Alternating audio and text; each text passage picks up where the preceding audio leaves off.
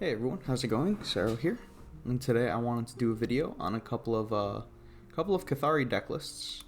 Um, for the most part, we'll go over my Scipi list first. For the most part, anyone who's like really familiar with Scipi probably won't glean a ton of information from this particular deck list. You'll probably prefer the other one a little more, but this one I wanted to go over first because I'm pretty familiar with playing this deck list. I've been playing. I play a lot of Mars, but I play Scipi a good amount. As like the second deck I've been playing, um, and I thought this would be a good list to go over, mainly for like newer players who really aren't familiar with what Scipi usually looks like.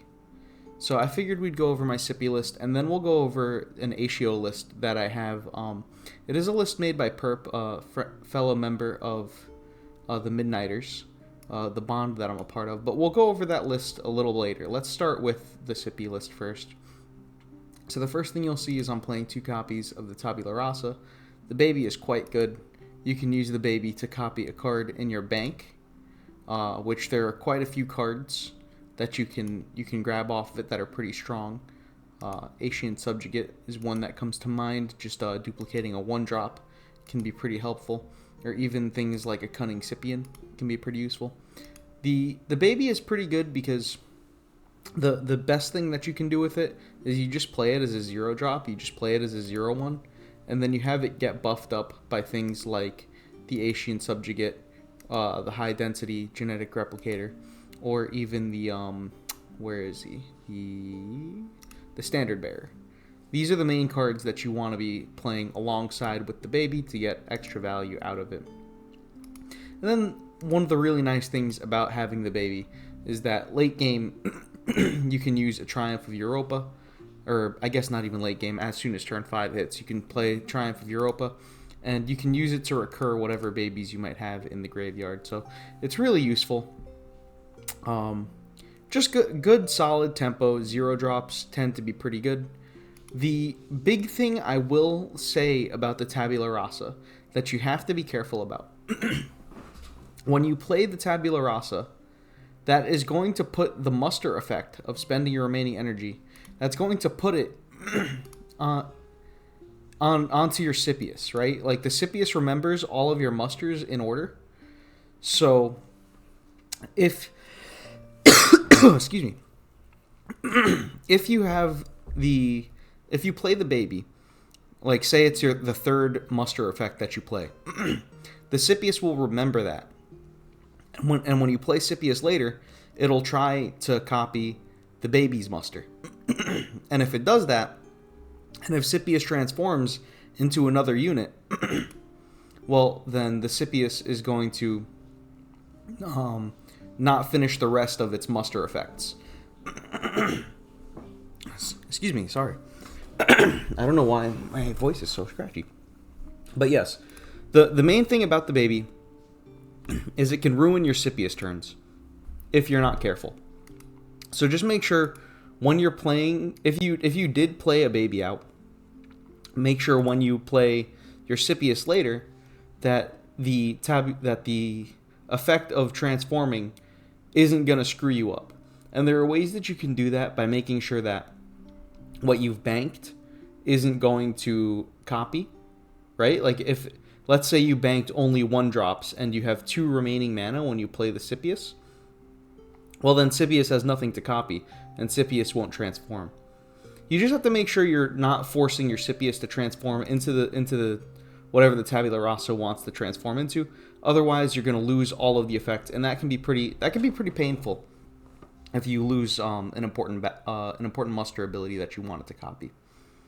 This is something that if you've played Scipius a handful of times, you're familiar with this.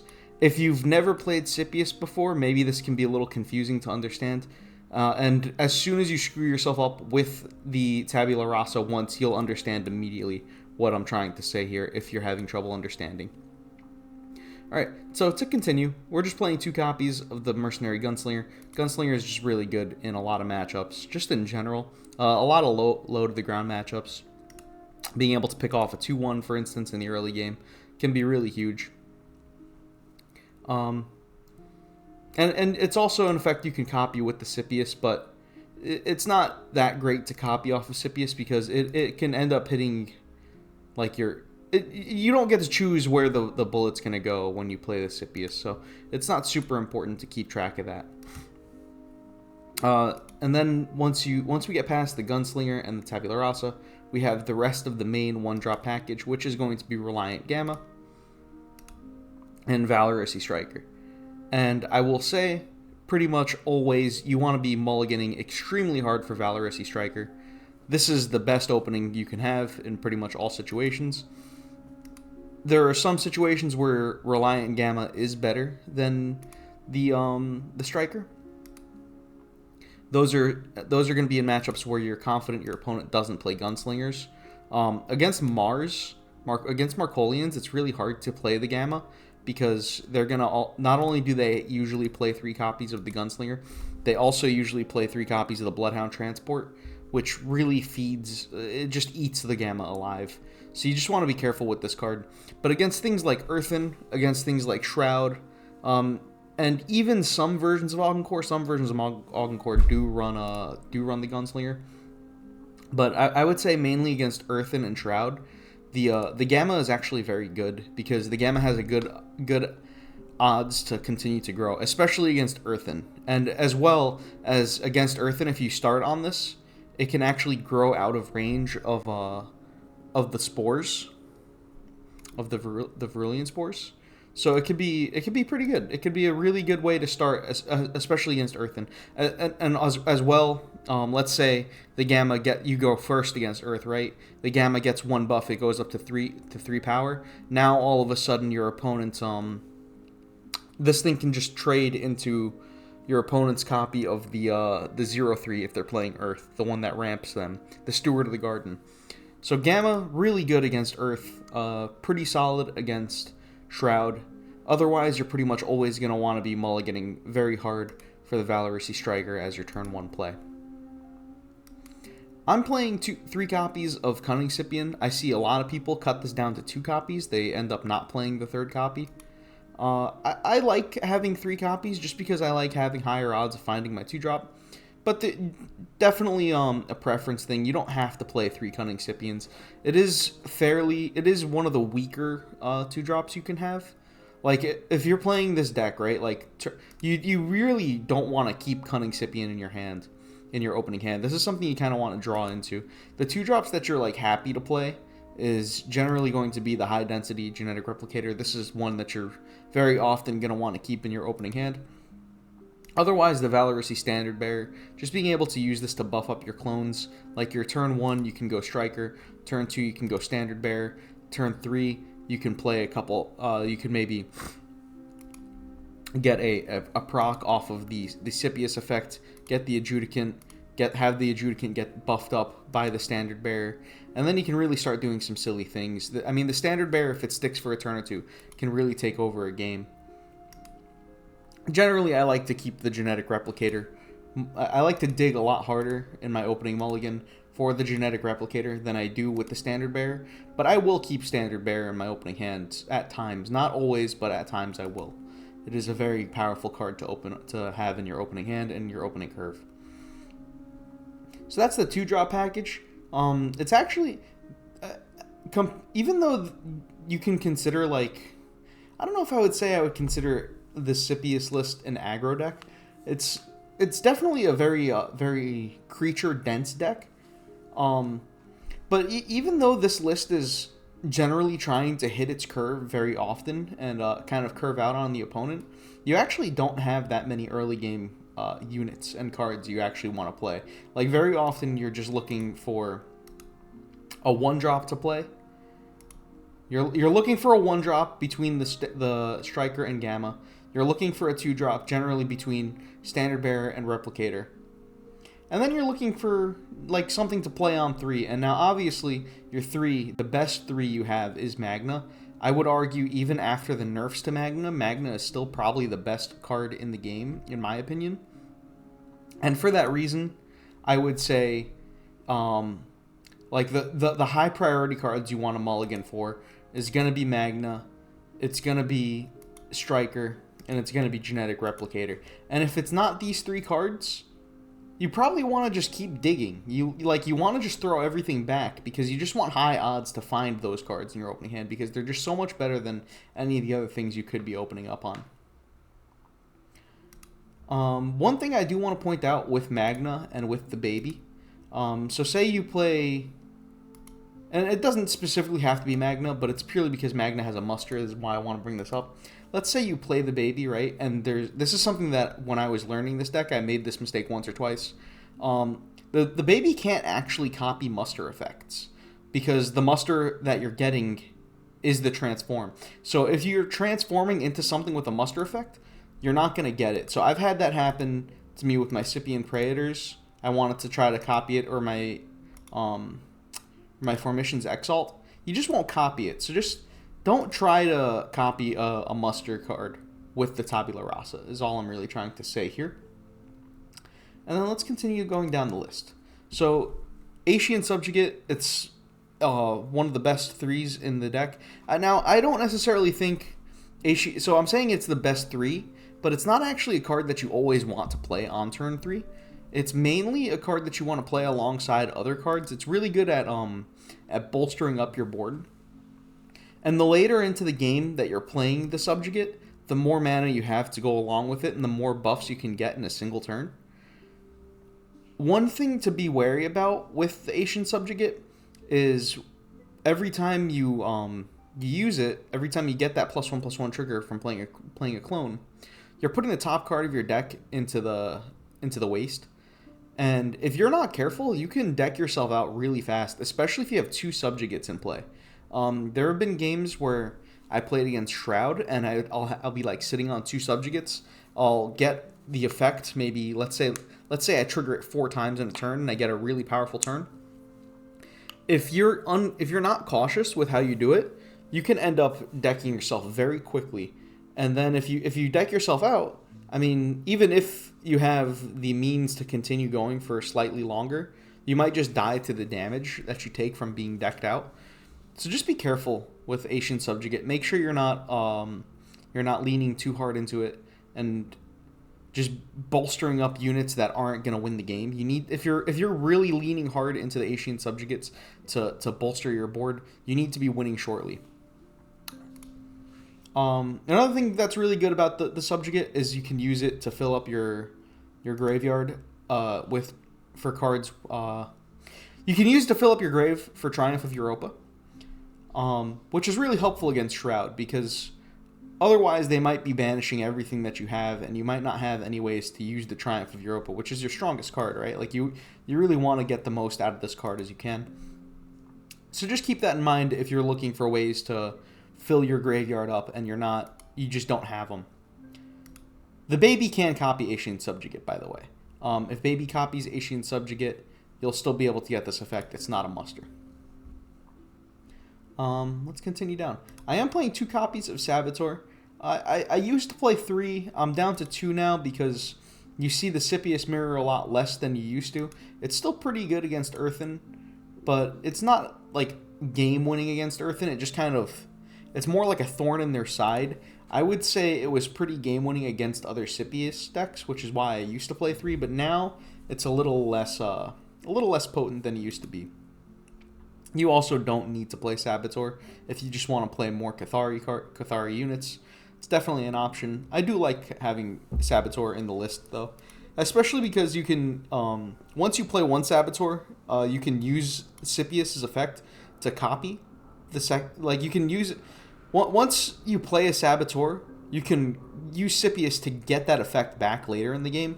So playing one Saboteur basically lets you blow up 2 relics, which is pretty useful.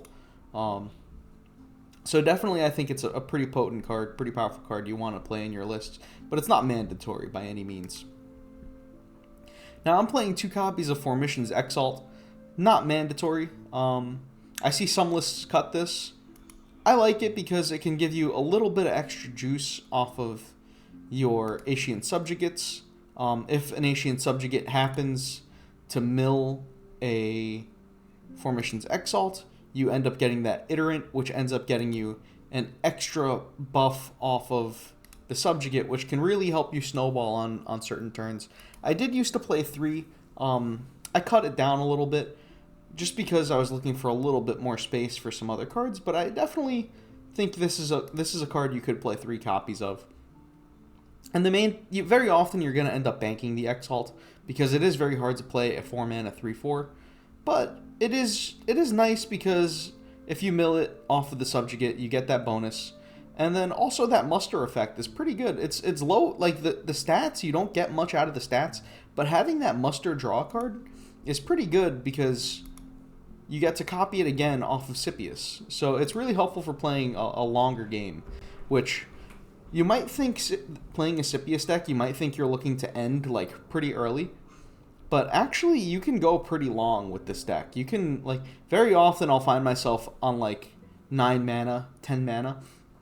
I actually find myself, I like to sit at 9 mana a lot. Like, I won't go to 10 purely because I like to hold onto that extra bank just in case it's like, I want to get the maximum value out of that last bank, because the last creature bank that once you hit 10 units banked, or 10 cards banked, you can't bank it anymore to get the Scipius's Adjudicant. So I like to keep myself at 9 until I know I want that, until I know I'm going to need that that final 0/1. Could be useful. Or if you just need the mana, then you can bank. I am playing 2 copies of Master Poisoner. You could definitely play a 3rd copy if you're seeing things like Earth a lot. I mean, this card is, or Augencore, it's very good against Augencore as well. Master Poisoner is insane at breaking enemy boards as long as you have a little bit of junk. I had a game earlier today where I played Master Poisoner twice against Earth. I used it to trade into their board and clean up their board multiple times. And then after I played my 2 Poisoners, I brought them both back over another 2 turns with 2 different Triumph of Europas.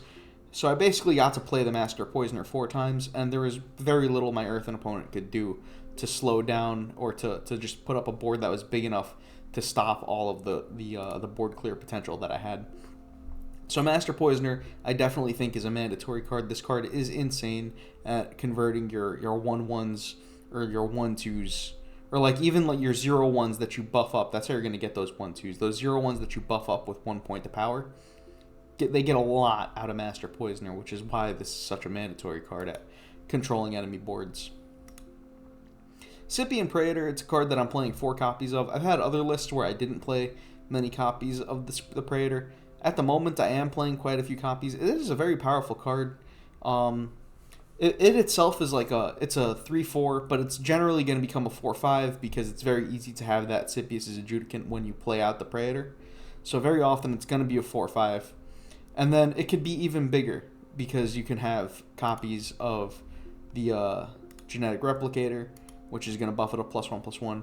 You'll have copies of, where is he? The Standard Bearer, which is going to buff it up a little bit more. And you even have, we haven't talked about it yet, but you have the Drusian Exorator as well, which is going to buff up these Scipi and Praetors. And as a 4-mana 4/5, it's really not that good, but the card does have Defender, and once it becomes like 5 power, 6 power, right? Like 6, 7, 5, 6, 6, 7. This card starts becoming really powerful, especially if the Scipius's Adjudicant that it summons is getting extra stats. This thing can really be extremely overstated for its cost. And just having access to a Defender in your deck can be game-winning in certain matchups. And then, again, you can bring it back off of Triumph of Europa. So having just copies of Defender that you can access relatively easily is pretty big. One thing about the card is the muster effect is to get the Adjudicant. The +1/+1 and Defender is not a muster effect. So you can copy it off of the baby. If you happen to have banked it, you can copy it off the baby, and you will still get that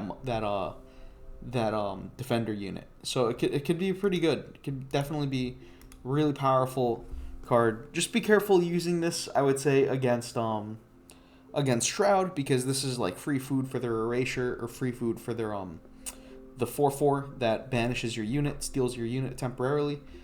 This is not something you want to be playing into Shroud often, it can be all right against them, but it also is pretty vulnerable against Shroud. So I'd say just be careful. And then we can look at our win condition, which is going to be the Drusian Exorator. This is going to give all your other clones +2/+1, and this is just insane at closing the game out. Now, you used to play copies of Killbox in this slot. I find Killbox very hard to play now. At 6 mana, it's really hard to play this. You need a wide board, and you need to be killing them with the Killbox very often. Whereas the Exorator, you don't actually have to kill them. You can use it to just trade and to just get control of the board. The Exorator is a little bit more flexible. You can pull it off of Triumph of Europa if you're looking for an additional way to win the game in the late game. And that is a way to basically kind of like tutor your win condition. Not exactly tutoring it, but it is similar. And then again, the Tabula Rasa, if you happen to have banked one, the Tabula can copy it. So, just a powerful card, I would say. Let's see, what else do we have to go over? Definitely would not recommend cutting the Exorator. It's just too good at closing games out for sure, in my opinion. It also just makes your board tankier, right? The extra HP can go a long way. Now, I am playing one copy of Radiant Legion as well. Radiant Legion is quite good. It's mainly for the longer games, right? Like I had a game against Earthen earlier today where I played a Radiant Legion and got 7 1/1s off of it in addition to the 3/1 body, so I got 8 bodies off of it and I won the game immediately next turn. Even if they had a spores to wipe my board, I had enough anthems, enough +1/+1s that all my units were 3/3s, so I was still gonna keep a few around. I mean, this card is just quite good in a long game. If you're playing against like an enemy, if you're playing against some decks that are a little fast, you're not gonna have the time to play the Legion. You might just want to bank it. But if you're playing in a long match, this is definitely a card that can put in a lot of work. It gives you so many units that could potentially get buffed up by Poisoner or just any of your other anthems. As a one times copy, I mean, if in this deck it feels kind of like a legendary creature, even though it actually isn't legendary, it's quite good. And actually, you'll see in the next list, we'll be playing more copies of the Radiant Legion because it's just so good. But in this list, it's very hard to get additional activations out of the Radiant Legion. Let's see, what else can I say about the Legion? If you happen to play it early in the game, like if you play it on turn 5, turn 6, in the late game, if you haven't used Scipius, you can use Scipius and you can get a few extra charges of 1/1s off of it, which can be useful, but it doesn't come up very often at all. I've only done it a handful of times, and I played this list quite a bit. And then the final 2 cards we're going to talk about is going to be, we'll talk about Wong first. Wong is just, I mean, we all know Wong, right? Like, he just extremely good mid-range value.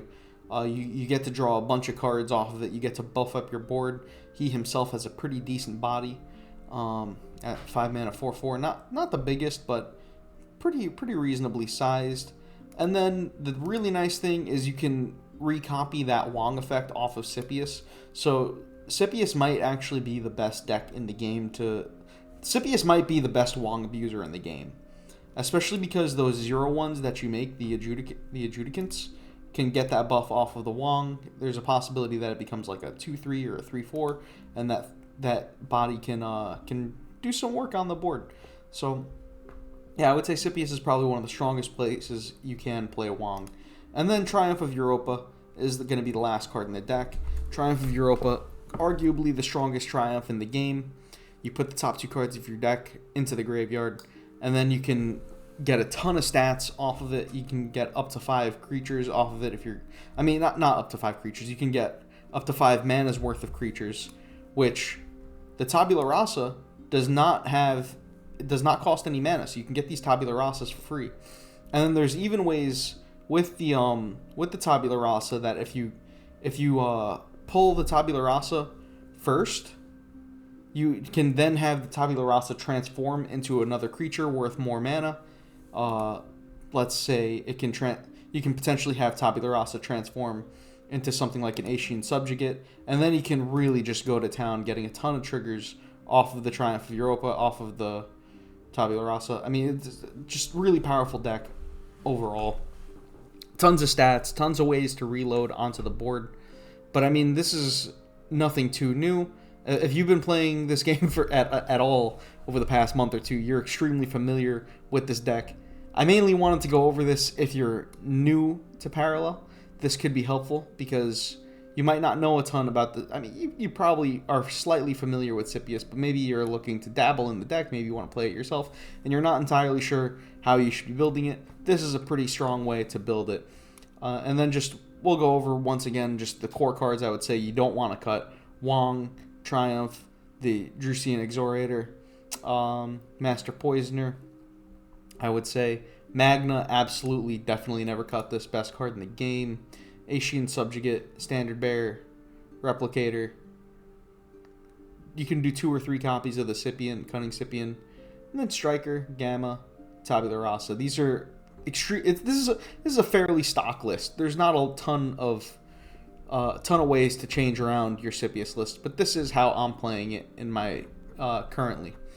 Now, one card that you can also play that I am not playing at the moment, which you can definitely argue that I should be playing it, is Memento of the Fallen. The only reason I'm not playing it right now is because I only have an apparition copy of the card at the moment. I don't have the legendary copy of it.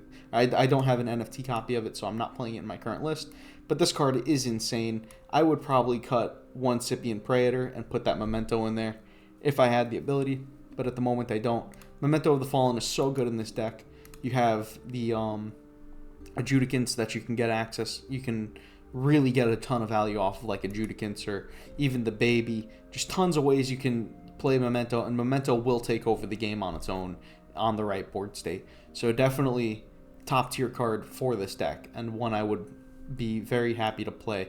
The only bad thing about it is a card that you feel really awkward banking, because you're not going to get that Scipius' Adjudicant off of it if you do end up having to bank it. There are a handful of cards that will deny you the Adjudicant, Triumph of Europa being one of them. And actually, is that it in this list? Is it just Triumph of Europa at the moment? Yeah, I believe so. It's just going to be in this particular list. Triumph of Europa is the only card that you would end up banking that's not going to give you the Adjudicant, which is Triumph is a card you never want to bank anyway, right? Like, that's a bad card to bank. Just sometimes you're in a position where you don't want to play out the knife and you're going to want to bank it. It is an awkward card to throw into the bank in this particular list. And now let's take a look at Perp's Aetio list. Now, Perp is a friend of mine. Teammate of mine on the Midnighters. He's extremely good and at Parallel, in my opinion, and he's been playing this Aetio list. He actually played it in one of the tournaments a couple weeks ago, and the list seems extremely powerful. So let's go over it real quick. Now, Aetio, if you don't know, its effect is for 8 mana you can play Aetio, and it's got a muster effect. When you play Aetio, it's gonna muster and summon an Aetio's Iterant. And now Aetio's Iterant is going to look at your graveyard. It's going to get all the stats of all units in your graveyard and all keywords in your graveyard. And then it's going to summon itself and immediately attack the enemy. Now, in this deck, there is, I went over and I counted. In this deck, there is 58 total power of units within this deck. So you could, in theory, have this summon a 58 power unit and kill your opponent immediately. And that's going to be how you win. You're going to be looking to have this giant Iterant that is going to immediately attack the enemy, and it will ignore defenders. So if you can get Aetio in play with a substantial graveyard, you are just going to win the game on the spot. And that's how you're looking to win. And now what do we have to supplement that? Well, the list is actually going to be relatively similar. It does have some differences, but relatively similar to what you'd see in Scipius. You are still leaning on that core of the Baby, the Reliant Gammas, the Valorousy Strikers as your early game package. Now the baby isn't nearly as good in this list because you are not playing any copies of the high density genetic replicator. It's not going to be getting buffed like that. The main thing you're going to be doing with the baby is having it copy other units in your in your bank. I would say the highest priority card to copy would be Aetio Subjugate, because this is what's going to help you churn through your deck even faster and get to that Aetio win condition. So we have 2 copies of the Cunning Scipion, 3 copies of the Standard Bearer. I mean, it's very hard to play Kathari and not play these cards, right? Like, these are some of the strongest cards Kathari has access to. The cards that are different, however, in this list, we're playing 2 copies of the Allocated Provisions. Now, you might be wondering, okay, why are we playing Allocated Provisions? What's the point of this? Well, for one, Allocated Provisions is useful with Tabula Rasa, because when you play Tabula Rasa, you're revealing a card in your bank. So this will let you reuse a card that you're revealing off of Tabula Rasa. It's also useful for, where is he? Rummaging Researcher, of course. Rummaging Researcher is really in this deck, it's pulling a lot of weight, I would say, because it's helping you draw through your deck and getting to that Aetio win condition a bit sooner. It's putting a reasonably sized body into play. And then the real kicker is if you can potentially, like on turn 7, turn 8, because we are playing Take It or Leave It, so you could potentially I meant to click Take It or Leave It. You could potentially do this a little earlier. Or, I mean, it's even possible that your Rummaging Researcher just doesn't die, right? Like, you can go turn 3, Rummaging Researcher doesn't die. Turn 4, Take It or Leave It. And then also play a Radiant Legion. We have 3 copies of Radiant Legion in this list.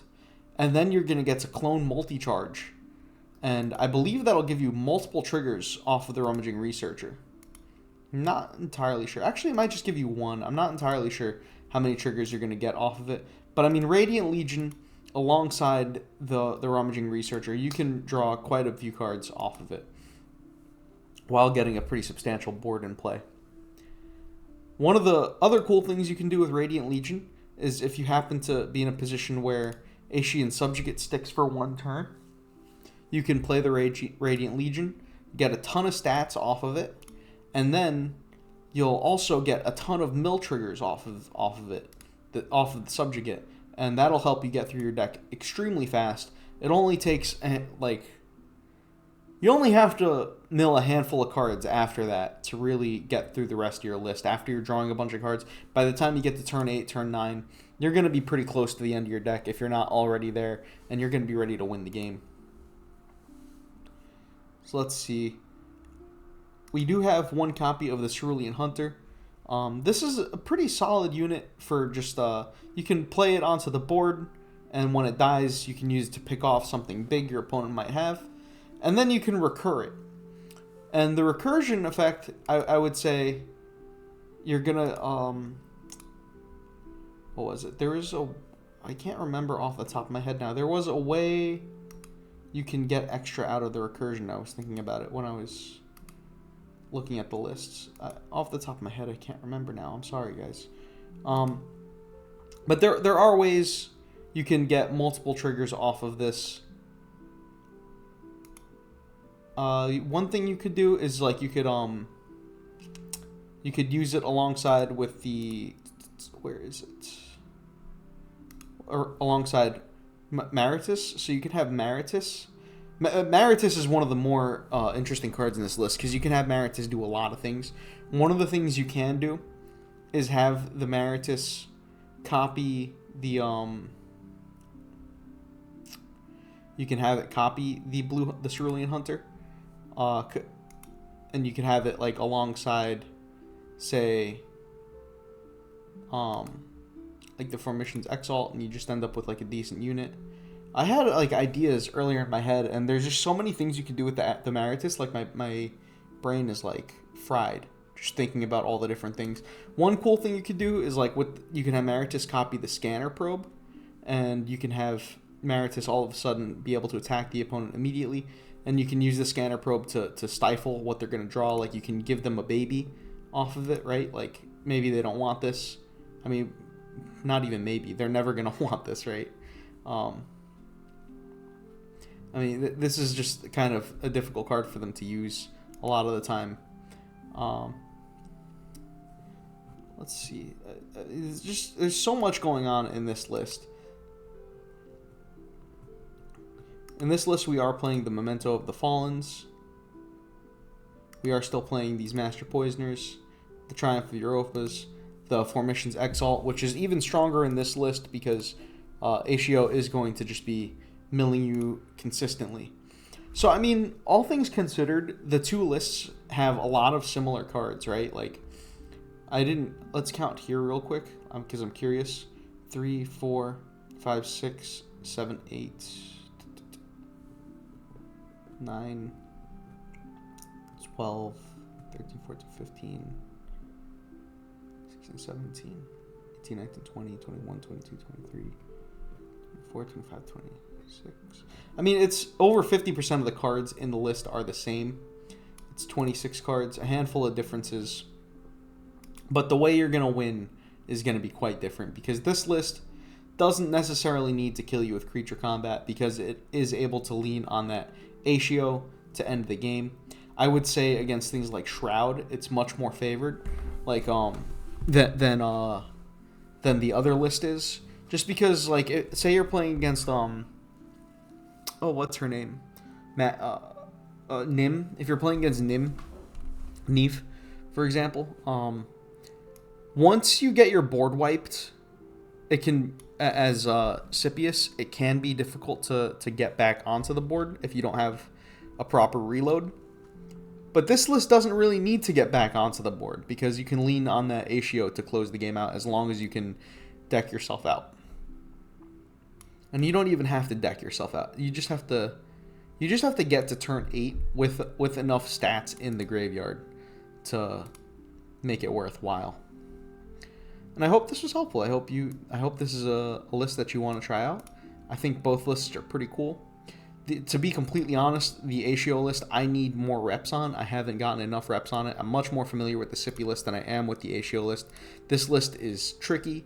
There's a lot of cool things you can do with the Tabula Rasa, with the scanner probe, with the Maritus especially. There's tons of things you can do with Maritus. And